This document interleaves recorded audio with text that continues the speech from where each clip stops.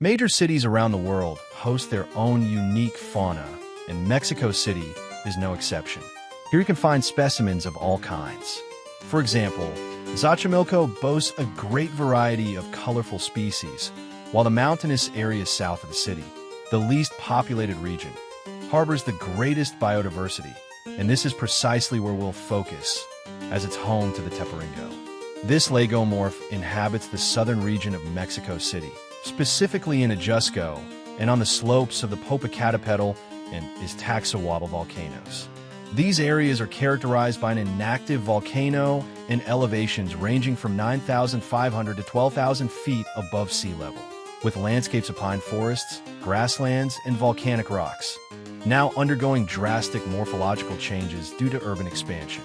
It's worth noting that about 1,600 years ago, the Ecological volcano erupted, so volcanic rocks can still be found on the surface.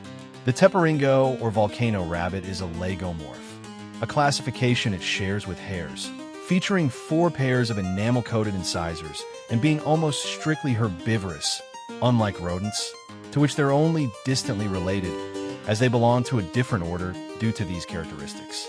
Small in size, it measures 9 to 12 inches long and weighs 13 to 21 ounces.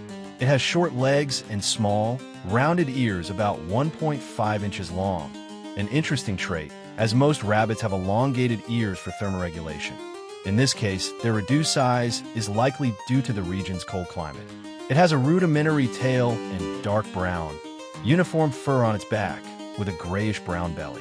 Its large, well-positioned eyes provide a wide field of vision, considered the most primitive existing lagomorph, with adult morphology resembling the young of other species.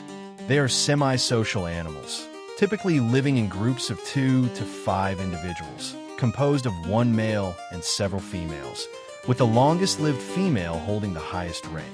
They don't allow other members of their species into their group or territory and emit sharp, piercing calls, behavior very similar to pikas, with whom they share habits, morphology, and vocalizations. They intensify these sounds when sensing danger to alert others and take refuge in their burrows if they aren't caught before sounding the alarm. With crepuscular habits, they spend most of the day in burrows that can measure up to 16 feet long and 16 inches deep, hidden among vegetation or rocks, and are usually occupied by litters born in the same refuge, meaning these burrows are inhabited by young for much of the year. At dawn and dusk, this species emerges to feed mainly on forage like aromatic mint. They are also seen fighting, playing, sleeping among grasslands, or mating, typical rabbit activities during their free time when not being hunted. Their reproduction in the wild isn't well documented, but they have been studied in captivity, where they exhibit serial monogamous behavior. This means they maintain a stable partner for a time before moving on to another. Females are slightly larger than males. They don't have reproductive seasonality, but show higher reproductive peaks in spring, so they can breed year-round. To do so, they communicate through scent when the right moment arrives, and when it does, copulation occurs. They get straight to the point, skipping more elaborate behaviors. The gestation period lasts between 38 and 40 days.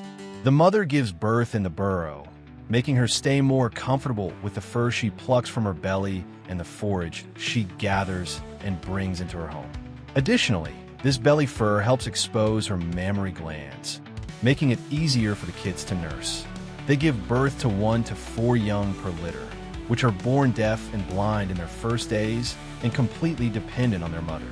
The nursing period lasts 3 weeks, after which the young begin to fend for themselves. They can have 4 to 6 litters per year, resulting in many offspring. In the wild, they live 7 to 9 years, while in captivity, they can live up to 12 years. This wide range is due to their stressful and active lifestyle.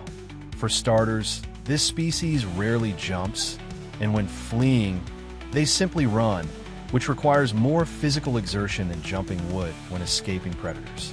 They face numerous predators, including long-tailed weasels that can enter their burrows, red-tailed hawks that attack from the sky, and introduced species like dogs that hunt them at every opportunity. Although their high reproductive rate helps maintain the population, it continues to decline. This species is endangered due to urban expansion in their habitat, something that could be addressed through scientific studies, though this seems unlikely in the medium term. Additionally, hunting by humans severely impacts their population. Interestingly, hunters don't consume them due to their unpleasant taste, a result of their diet, so they're only killed for two reasons: sport, which would be less concerning if their population were larger and hunting were regulated, and crop protection, though given their small population, their impact on agriculture should be minimal. The volcano rabbit is crucial for biodiversity, as it contributes to seed distribution and helps control weeds in agriculture. It is an animal endemic to Mexico, inhabiting the mountainous regions of the country's center. A fascinating creature that requires further study and is gradually disappearing. Without action, it will be lost forever. Moreover, it is highly valued abroad, where it is seen as having multiple possibilities. I hope you enjoyed this video. If so, please like and share it so more people can discover this channel. If you're new, I invite you to subscribe. Thank you very much for watching. See you next time.